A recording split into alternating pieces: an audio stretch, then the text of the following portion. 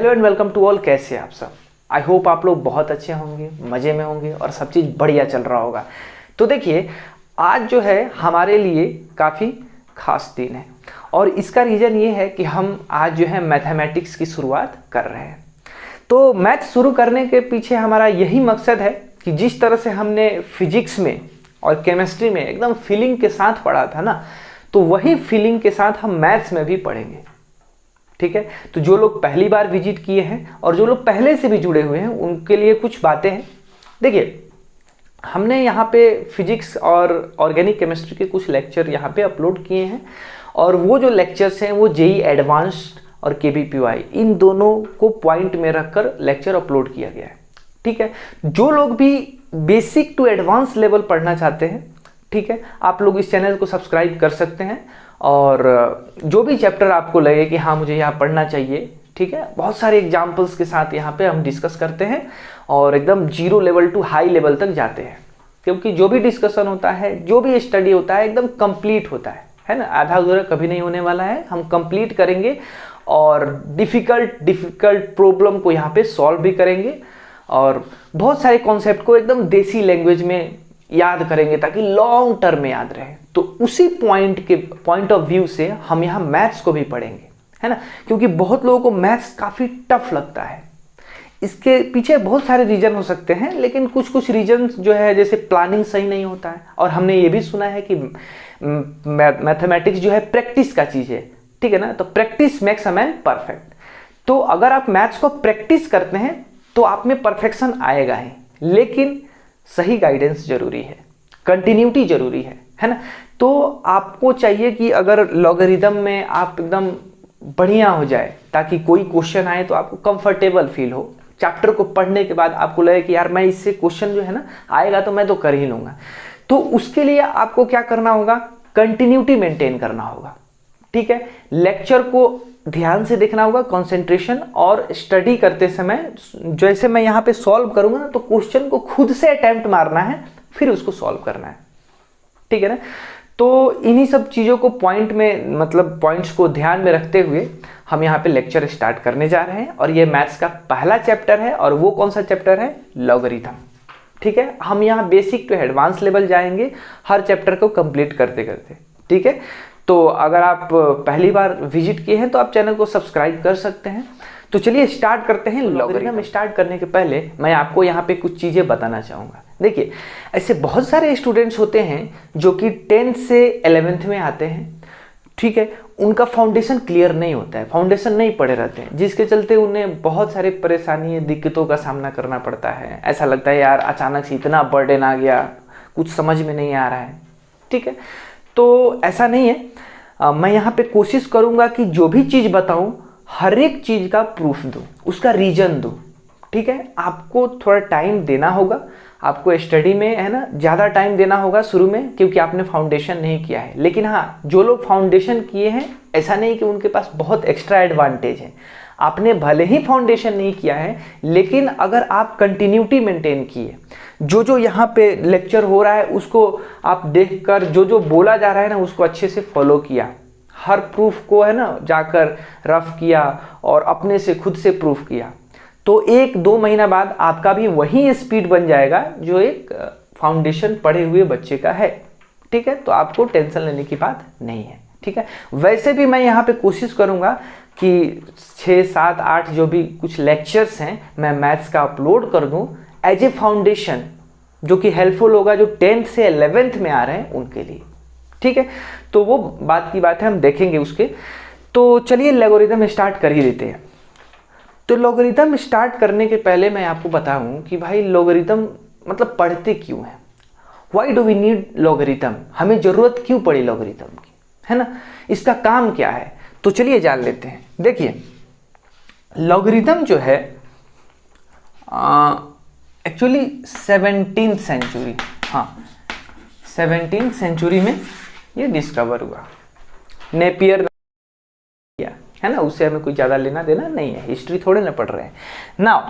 अब इसकी ज़रूरत क्या है, तो एक एग्जाम्पल लेते हैं और समझ लेते हैं। ठीक है, तो अगर मान लेते हैं नंबर सिस्टम पे आपने देखा होगा 9th या 10th में कि किसी नंबर को नंबर सिस्टम पे रिप्रेजेंट करो, तो मान लेते हैं हमारे पास 3 नंबर है, -10, 5 और 6।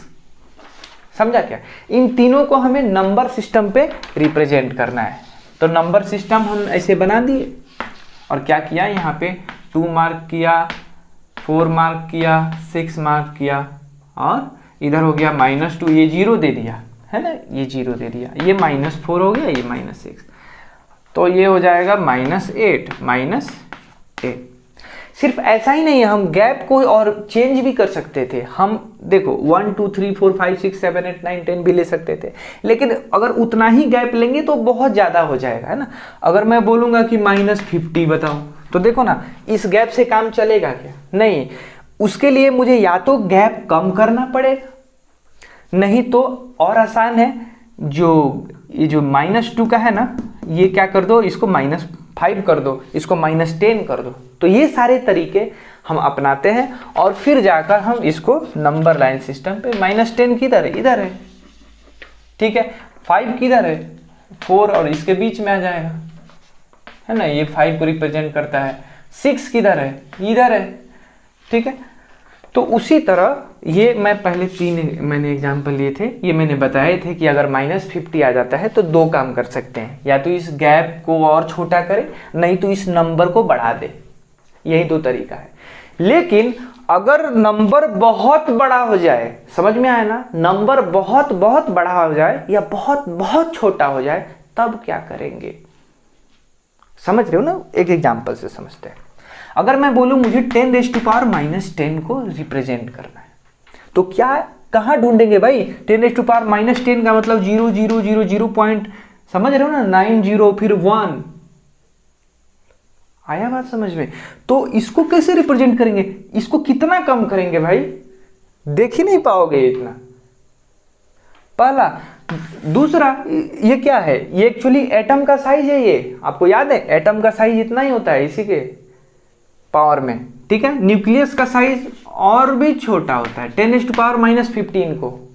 अरे भाई 10⁻⁻3 तक हम नहीं देख पाते, समझे, मिलीमीटर, सेंटीमीटर, डेसीमीटर, है ना, ये सारी चीजें आपको याद है ना। हाँ, तो जब 10⁻⁻6 जाएगा, जैसे 10⁻⁻6 क्या होता है, माइक्रो होता है, ठीक है। 10⁻⁻9 नैनो होता है, नैनोमीटर। तो क्या हम उसको देख पाएंगे क्या? अगर कोई ऐसा चीज है जिसका लेंथ है 1 nanometre, can we visualise it? हम अपने आंखों से देख सकते हैं? नहीं देख सकते। आया बात समझ में ना? तो उसको क्या करेंगे, गैप को कितना कम करेंगे भाई, ठीक है। दूसरी बात, हम मान लेते हैं 10⁻15 इसको रिप्रेजेंट करना है, तब कैसे करेंगे? मान लो बहुत सारा नंबर है, 2 2 3 5 6 8 9 1 2 4 9 8 3 4, इतने बड़े बड़े नंबर को रिप्रेजेंट करना है, तो क्या करेंगे? कोई तरीका है इसमें? आपको फिजिबल दिख रहा है क्या? नहीं ना। हाँ, तो परेशानी है इसमें, सिर्फ एक जगह परेशानी नहीं है, 2 जगह परेशानी, नंबर को बड़ा करो या नंबर को छोटा करो, है ना। तो इसी के लिए आता है लॉगरिथम, ठीक है। लॉगरिथम से ये सारी चीजें आसान हो जाती है। देखिए आपको एग्जांपल दिखाता हूं यहाँ पे।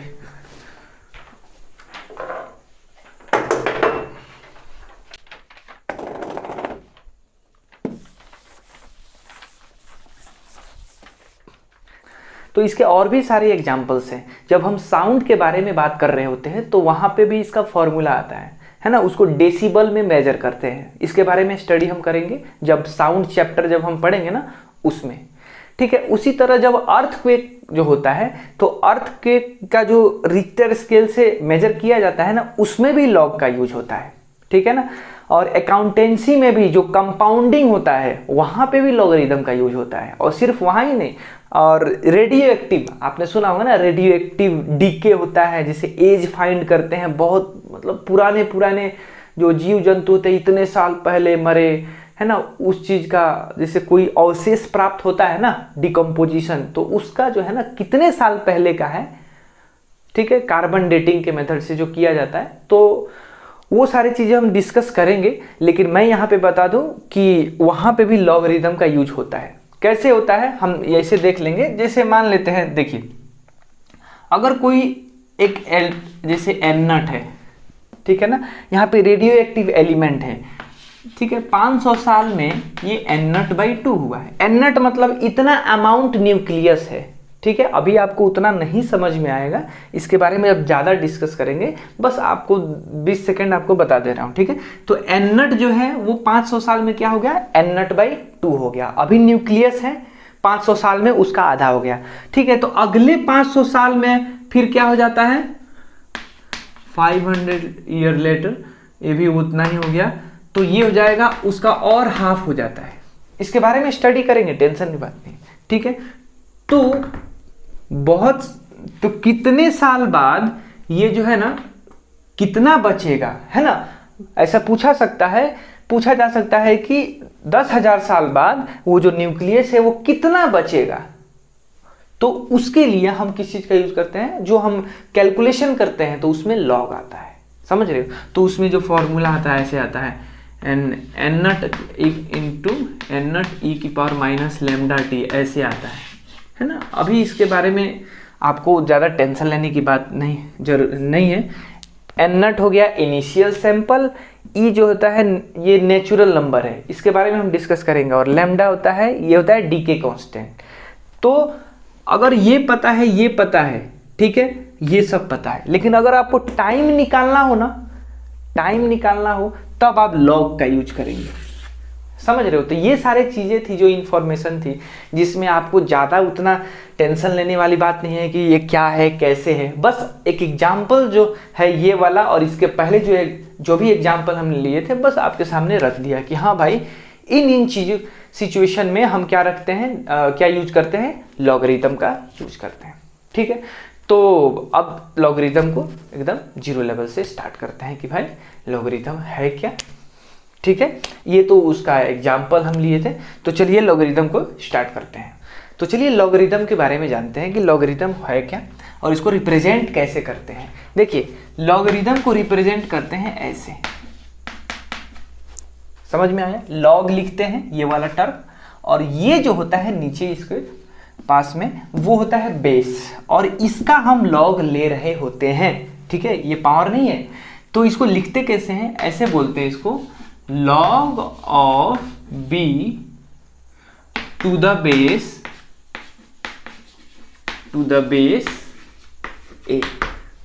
समझ में आया ना, ऐसे ही पढ़ते हैं, क्या पढ़ते हैं, log of b to the base a, समझे क्या, मतलब इसका लॉग निकाल रहे होते हैं, किसके बेस के रिस्पेक्ट में, a के।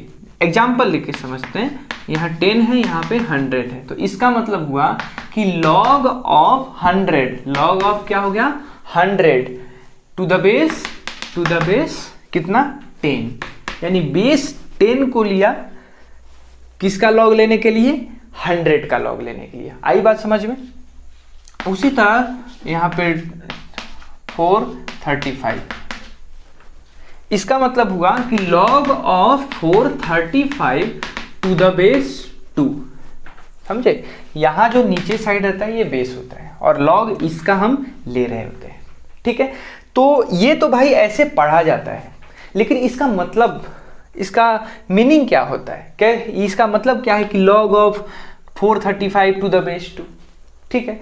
तो इसका समझ लेते हैं कि meaning of log of b to the base a। तो देखिए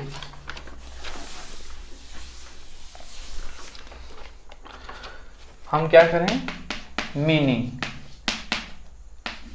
meaning of log of b to the base a, मतलब इसका मीनिंग क्या होता है। देखिए अगर यहाँ पे ऐसे लिखा हुआ है log of 216, तो इसका मतलब ये होता है, या ऐसे लिखते हैं, एग्जाम्पल नहीं, पहले जनरल लिखते हैं a b, इसका मतलब फाइंडिंग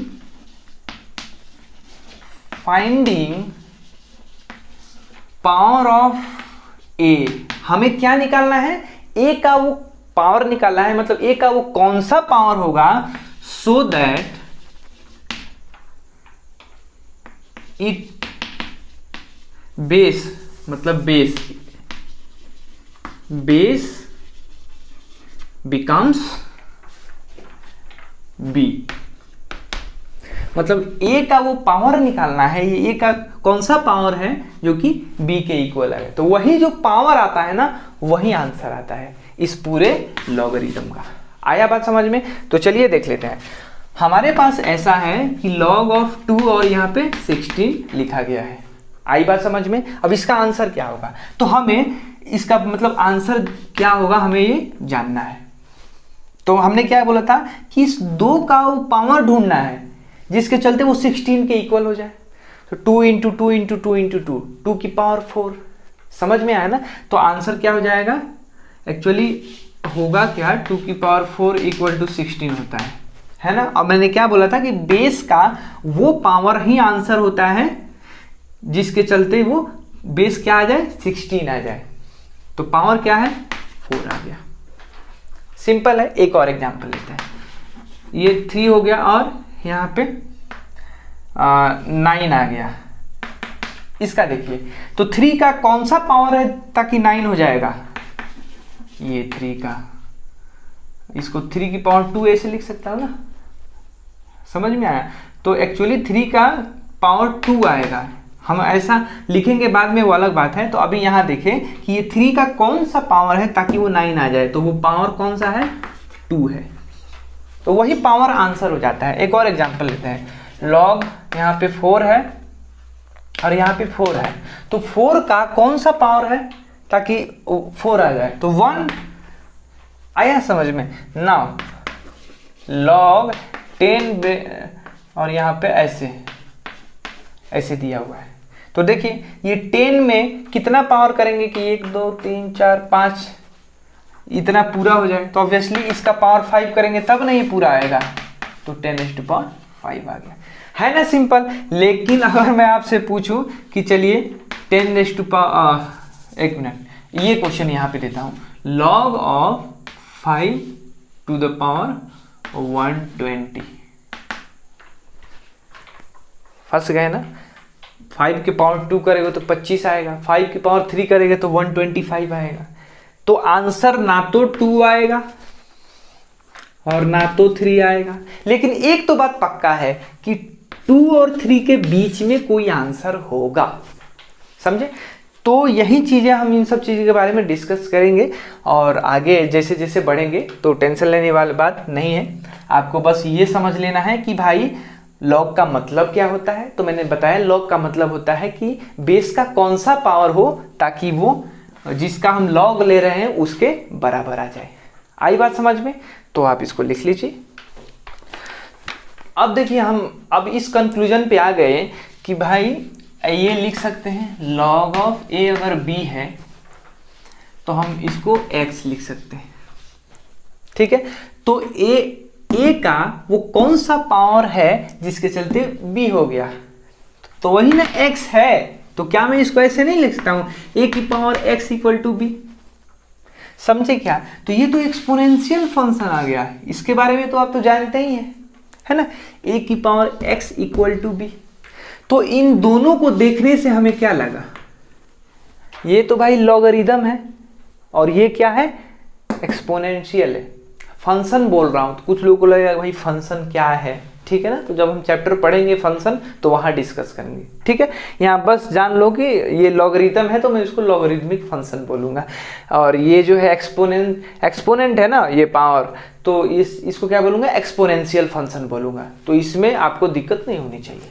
चलिए, तो हमें पता चल रहा है कि ये इसका उल्टा है ना। तो हम लिख सकते हैं, क्या लिख सकते हैं कि एक्सपोनेंशियल फंक्शन या लॉगरिदमिक फंक्शन लिखो, लॉगरिदमिक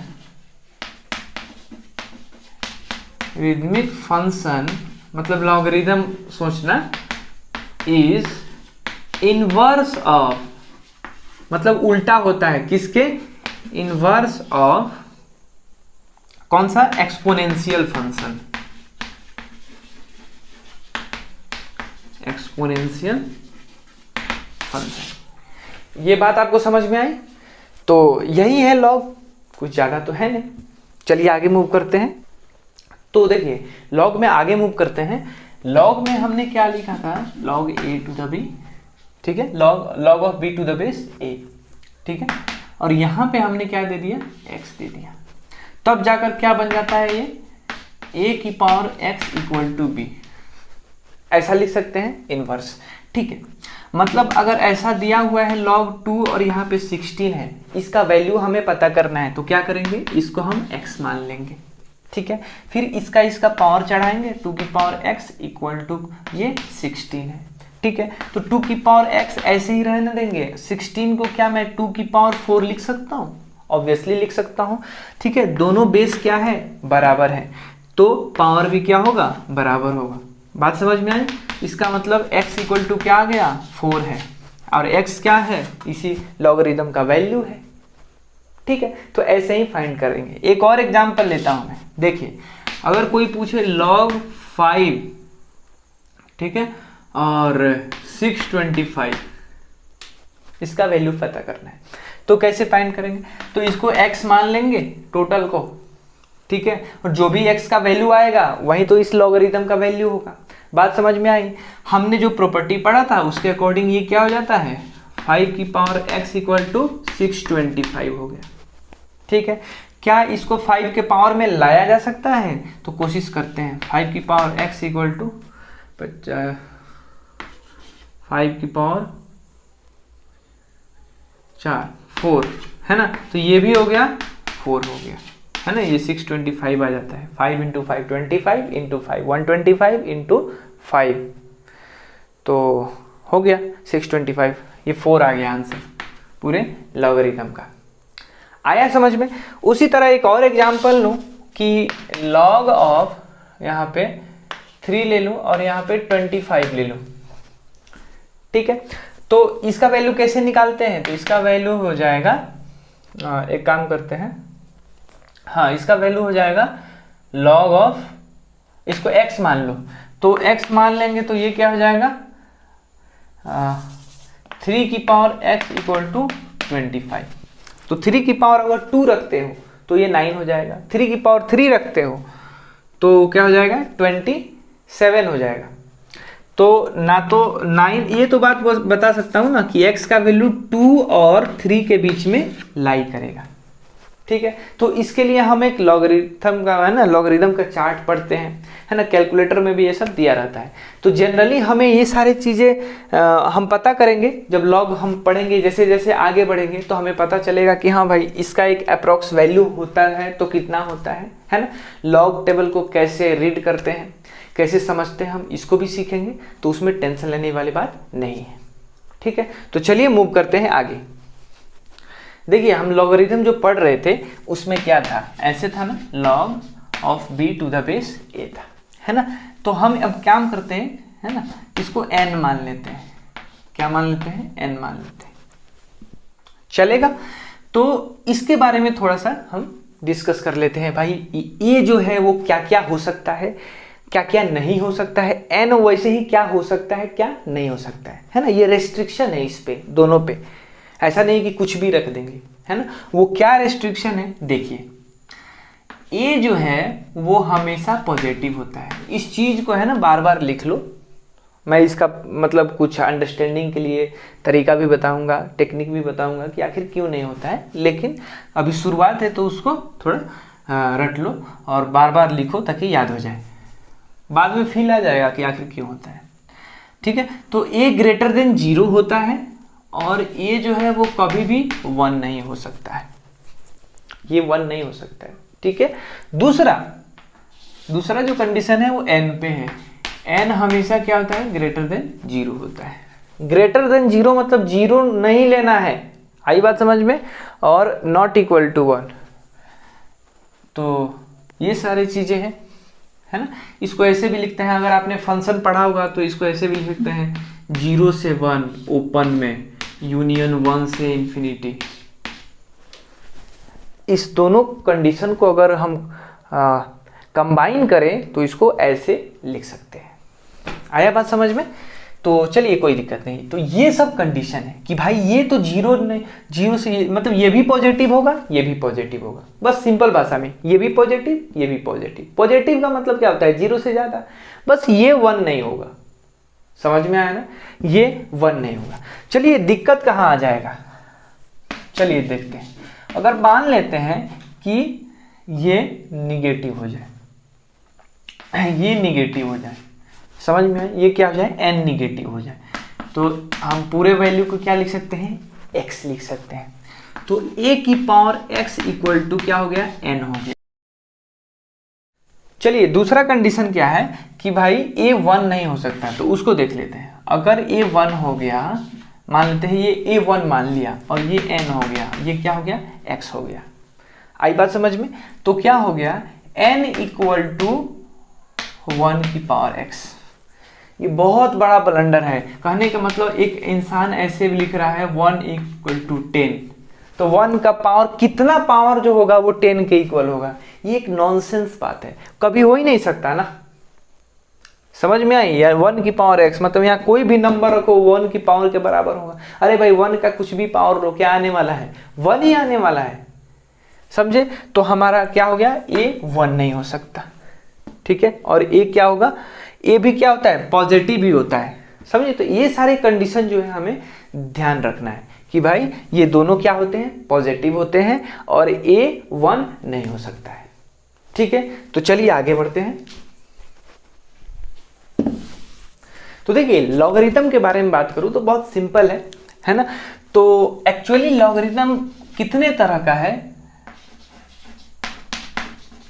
लॉगरिथम ये देख लेते हैं कितने तरह का है। देखिए हमें जो पढ़ना है वो 3 तरह का है।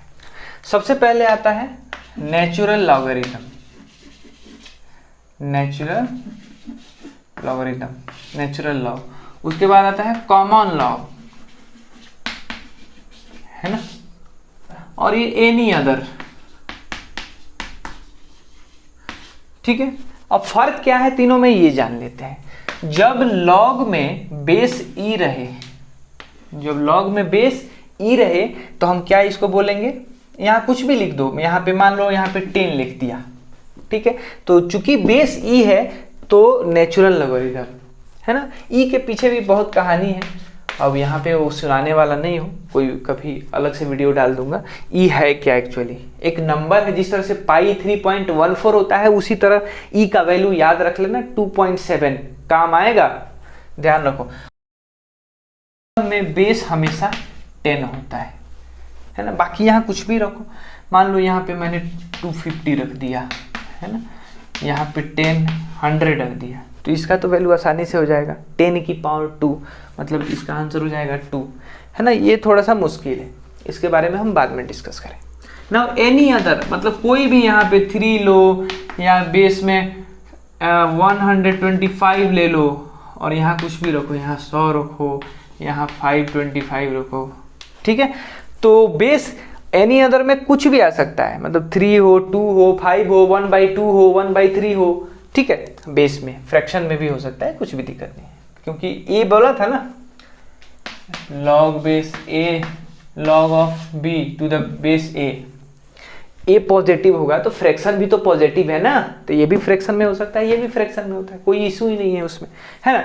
तो नेचुरल लॉगरिथम ये होता है, कॉमन लॉगरिथम ये होता है। ज़्यादा हमें इसी के बारे में पढ़ना होगा, 95% ज़्यादा केसेस में हमें यही चीज़ें आएगी यूज में, खास करके फिजिक्स में ये काफ़ी यूज में आता है, ये भी यूज में आता है, ठीक है। तो ये आपको ध्यान में रखना है अच्छे से, ठीक है। तो ये सारी चीज़ें हैं, चलिए आगे मूव करते हैं। तो देखिए अगर कहीं ऐसा दिया रहे log x, ऐसे दिया रहे, समझ रहे हो, तो इसका जो मतलब होता है वो होता है log 10 log of x, sorry log of x to the base 10, समझे क्या। log x ऐसे दिया हुआ है, बेस मेंशन नहीं है, तो उसको बेस को हम क्या जनरली मान लेते हैं 10, समझ में आया। लेकिन बहुत ध्यान से सुनो, लेकिन एनसीईआरटी जो है इसको 10 नहीं मानता है, तो जेई एडवांस जेई मेंस उसमें इसको ई मान लिया जाता है। ये मजबूरी है भाई, है ना। इंजीनियरिंग में जाओगे, है ना, बहुत सारी चीज़ें हैं जहाँ पे इसको 10 ही माना जाता है, लेकिन हमारी मजबूरी है, हमें क्या मानना है, log x का मतलब बेस क्या लेना है, नेचुरल लॉगरिथम का बेस होता है। आया बात समझ में, है ना। तो जहाँ हम जाएंगे वहाँ एक बार देख लेंगे कि मतलब एनसीईआरटी से दूर जब हम कॉलेज में जाएंगे तो वहाँ पे ये 10 ही होता है। फर्क समझ में आया। तो फाइनली कंक्लूजन क्या है? कंक्लूजन यही है कि जहाँ तुम्हें ये आए ना, यही दिमाग में आना चाहिए, 10 नहीं आना चाहिए। हाँ, नॉलेज के लिए याद रखना कि जो भी इंजीनियरिंग क्षेत्र में या अलग ब्रांचेज में जहाँ पे आईआईटी जेई वगैरह का कोई काम नहीं है, बोर्ड का काम नहीं है, एनसीईआरटी की दूर दूर तक पहुँच नहीं है, वहाँ जनरली आपको 10 यही चीज़ है ना, उसमें बेस 10 लेते हैं। ठीक है, तो उस समय तक ये भूल जाओ जब तक तुम आईआईटी जेई मेंस या बोर्ड का तैयारी कर रहे हो। जब भी log x लिखा होगा तो हम क्या समझेंगे कि उसका बेस क्या है? e है। समझे? कहने का मतलब अगर log 100 लिखा है, ठीक है, तो एनसीईआरटी के अकॉर्डिंग हम क्या लेंगे? log e 100 चलेगा।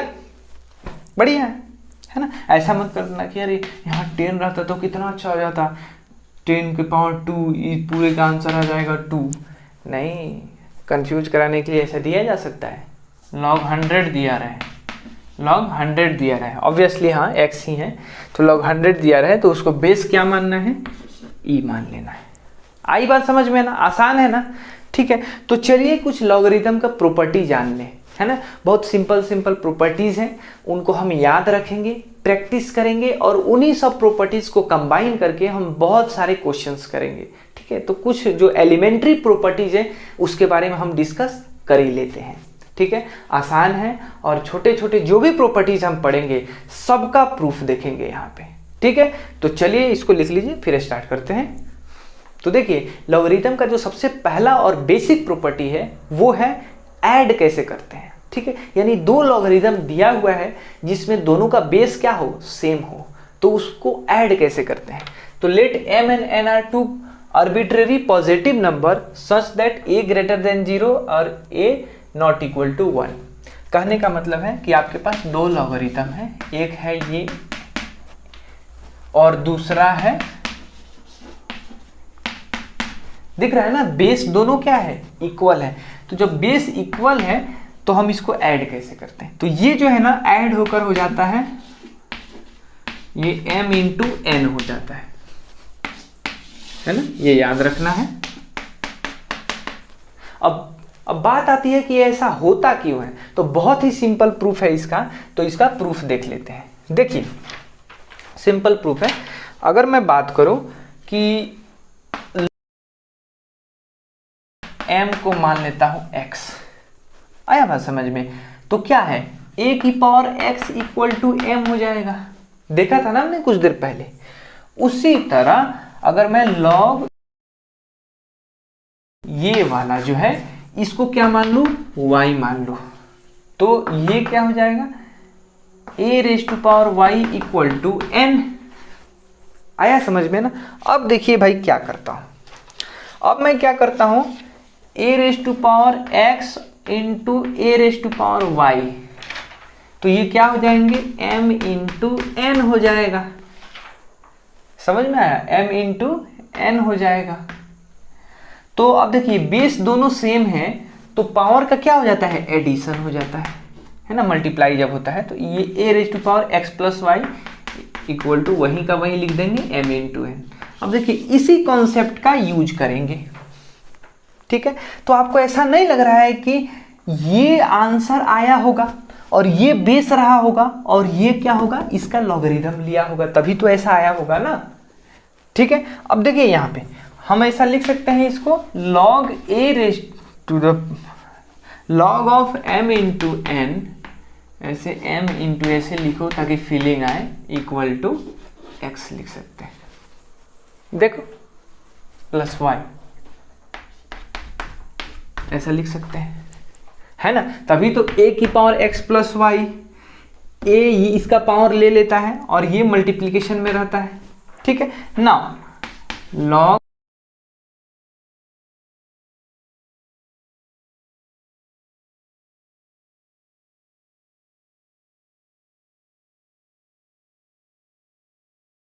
बहुत ही सिंपल प्रूफ है। आपको जब भी प्रूफ पूछे ना तो आपको जनरली है ना यही मान लेना है। समझ में आया ना, एक को x मान लेना है, दूसरे को y मान लेना है, ठीक है। तो बाकी जो आने वाले प्रूफ है वो भी मैं ऐसे ही करने वाला हूं, ठीक है। तो आप इसको लिख सकते हैं।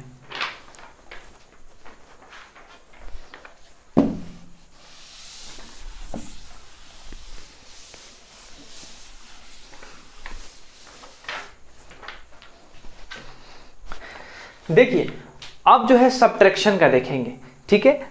फिर वही कंडीशन है और हमारे पास क्वेश्चन क्या है, लॉग बेस, यहाँ पे log of m to the base a minus log n to the base a, ये क्या हो जाता है log m, ये डिवाइडेड बाई n हो जाता है और ये क्या हो जाता है a ही रहता है, ठीक है। पिछला अगर आपने प्रूफ देखा होगा तो इसको थोड़ा फास्ट करूंगा, ठीक है ना, थोड़ा दिमाग दौड़ाना, देखो कैसे वही काम करूंगा। क्या करूंगा, log of a to the base m, इसको क्या मान लिया x, ठीक है। उसी तरह log ऑफ क्या मान लो n to the base a, इसको क्या मान लिया y मान लिया। यहां से क्या आया, ये जब x माना तो a की power x equal to m हो गया। उसी तरह यहां से क्या आया, a की power y equal to n आ गया। आया बात समझ में। अब दोनों को कंबाइन किया और डिवाइड किया, मतलब डिवाइड किया तो a की पावर x अपन a की power y equal to m by n, आया समझ में। उसी तरह a की पावर x माइनस y हो गया। पावर दोनों क्या है, बेस दोनों का सेम है तो पावर जो है सब्ट्रैक्ट हो जाता है और ये क्या हो गया वैसे ही, क्या वैसे ही रहा m बाई n। देखिए ये a की पावर x माइनस y, मतलब क्या मैं इसको ऐसे लिख सकता हूं, m बाई n का लॉग लिया, ठीक है, a की बेस में, तब ना आया x माइनस y, है ना। x क्या है, ये है, और y क्या है, ये है, ठीक है। तो लिख दो वहां पे, है ना, ये इसको क्या लिख देना, log of m to the base a, और y को क्या लिख दो, log of n to the base a। तो आ गया ना log of m by n to the base a। Simple है ना, एक बार खुद से ट्राई करना। चलो नेक्स्ट पॉइंट पे आते हैं। अब देखिए तीसरा जो है वो क्या होता है, अगर कुछ ऐसा दिया रहे, यहाँ पे a है और यहाँ पे m है और ये क्या है x है, तो अगर इसके पावर में कुछ हो ना तो वो यहाँ पे उतर जाता है, मतलब ये ऐसा हो जाता है, ये मल्टीप्लाइड हो जाता है पूरे लॉग में, वैसे ही का वैसे ही। आया बात समझ में। इसका प्रूफ देखते हैं। देखिए हमने क्या माना, लॉग ए, थोड़ा फास्ट करेंगे क्योंकि हम सीख चुके हैं m की पावर x, इसकी पावर x, इसको क्या मान लिया मैंने, x यहाँ पे दे ही दिया है तो इसको मैंने p मान लिया। चलिए p मान लिया, कोई दिक्कत नहीं है, कुछ भी मान सकते हैं ना। तो क्या मैं इसको ऐसे लिख सकता हूं कि a की power p equal to m की पावर x, है ना, सिंपल। अब देखिए m क्या है, m एक्चुअली हो जाएगा आपका a की power p by x, simple है ना, a की पावर p बाई x। अब इसी चीज को मैं क्या ऐसे लिख सकता हूं, log ऑफ a और ये m equal to p by x, है ना, a की power p by x, a की power p by x equal to m, यही तो सीखा था ना हमने, ठीक है ना। x से इधर मल्टीप्लाई कर दो और ये हो जाएगा base m equal to p, और p क्या था, यही तो था हमारा, तो x log a दिख रहा है ना, log a, यहाँ पे m इक्वल टू p, मतलब जो भी हमारा क्वेश्चन था, log a m की पावर x, करेक्ट है, सिंपल है, ठीक है। उसी तरह हमारे पास एक और फॉर्मूला है, वो भी देख लेते हैं। ये सारी चीजें याद होनी चाहिए, ठीक है, क्वेश्चन करेंगे तो और आसानी से हो जाएगा। मैं यहाँ पे क्वेश्चन आपको दे दूंगा ना। अब जो है हम ऐसा करेंगे, log यहाँ पे m है और यहाँ पे a है और ये x है। अगर बेस का पावर x रहे तो पता है क्या हो जाता है, ये नीचे आ जाता है। यहाँ पावर x रहे तो सीधे मल्टीप्लाई हो जाता है, और ये जो है 1/x होकर मल्टीप्लाई होता है, ये हो जाएगा m होगा। ठीक है, चलिए एक सिंपल सा प्रूफ है वो देख लेते हैं। देखिए, हम वैसे ही जो भी ओरिजिनल क्वांटिटी है log a की पावर x, इसको क्या मान ले रहे हैं, p मान ले रहे हैं। x y नहीं मानेंगे, क्या मानेंगे, p मान लेंगे, y भी मान लेंगे, कोई दिक्कत नहीं ना। तो a की पावर xp इक्वल टू क्या हो गया, m हो गया। सिंपल है। अब देखिए क्या ये ऐसे ही रहा होगा ना, a की power xp equal to m, है ना, log के फॉर्म में ऐसे ही रहा होगा। तो क्या मैं ऐसा लिख सकता हूं कि 1/x, x को इधर लाया, और log a की power m equal to p, हमारा जो क्वेश्चन बोल रहा है। तो क्वेश्चन क्या है, log a की पावर x और यहाँ पे m। प्रूफ हो गया ना। तो यही सब चीजें हैं, बहुत सिंपल है। अब देखो दोनों को अगर कंबाइन करूं, मान लो यहाँ पे कुछ लिखा हुआ है, यहाँ पे p है, यहाँ पे q है, p की पावर अल्फा है, q की पावर बीटा है। तो क्या मैं ऐसा नहीं लिख सकता हूँ, अल्फा डायरेक्ट मल्टीप्लाई हो जाएगा और बीटा जो है नीचे डिवाइड हो जाएगा। अगर दोनों को कंबाइन करके एक साथ लिखूं तो, और log हो जाएगा कितना, p to the base q। आया बात समझ में। तो ये सारी चीजें हैं जो हमने जाना। ठीक है, कुछ कुछ सिंपल क्वेश्चन कर लेते हैं, वैसे जरूरत तो नहीं है, कुछ और जो डिटेल में पढ़ेंगे तब जाकर हम कुछ क्वेश्चन करने के लायक हो जाएंगे, और वो भी जो क्वेश्चन करेंगे वो नेक्स्ट लेक्चर में और डिटेल में करेंगे। जैसे हमने क्या पढ़ा था, log 10 base 5 plus log 10 base 2 plus log 10 base, और वहां पे कुछ भी, यही दो ऐड करते हैं, समझ रहे हो, इसको ऐड करते हैं तो क्या हो जाएगा। देखो हमारा प्रॉपर्टी क्या होता है, बेस अगर सेम हो तो बेस को वैसे ही रहने दो, और प्लस का साइन लॉगरिदम में है तो ये दोनों क्या होता है, मल्टीप्लाई होकर log 10 टू द बेस 10 हो जाएगा। और ये क्या होता है, 1। 10 की पावर x इक्वल टू 10 लिख देंगे तो x क्या आ जाएगा, 1 आ जाएगा। उसी तरह सब्ट्रैक्शन में मान लो यहाँ पे 20 रहता और यहाँ पे 2 रहता, ठीक है, तो भी वही आंसर आ जाता है, 20/2 डिवाइड होकर, है ना, सेकेंड वाला जो हमने फॉर्मूला देखा था, और यही आंसर आ जाएगा। ठीक है, तो हम लोग इसके बारे में डिटेल में बातें करेंगे। मैं जब क्वेश्चन नेक्स्ट लेक्चर में कराऊंगा और डिटेल में अच्छे अच्छे क्वेश्चन कराऊंगा, तो टेंशन लेने वाली बात नहीं है। मैं यहाँ पे कुछ और जो है उसको प्रूफ कर देता हूँ ताकि आप और कॉन्फिडेंट हो जाए लॉगरिथम में। b इक्वल टू एक्स मान लेते हैं, तो देखिए c की power x equal to b हो गया।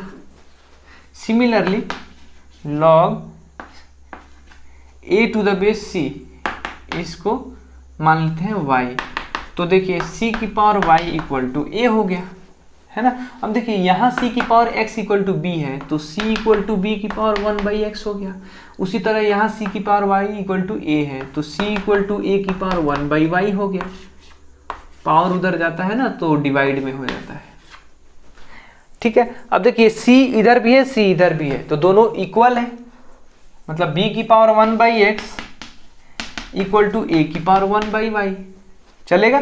अब देखिए b इक्वल टू क्या हो गया, a की पावर, ये जब उधर जाएगा तो मल्टीप्लाइड ऊपर पावर में चढ़ जाएगा, तो b इक्वल टू a की पावर x/y आ गया। बात समझ में आया। अब इसी चीज को हम क्या करेंगे, यूज कर लेंगे। तो क्या ये इस फॉर्मेट में नहीं है क्या, यहाँ a है और ये b है और ये x/y है, देखिए ना, a की पावर x/y और ये हो गया b। चलिए अब इसी चीज को हम क्या करेंगे, लिख दिया, हो गया a b।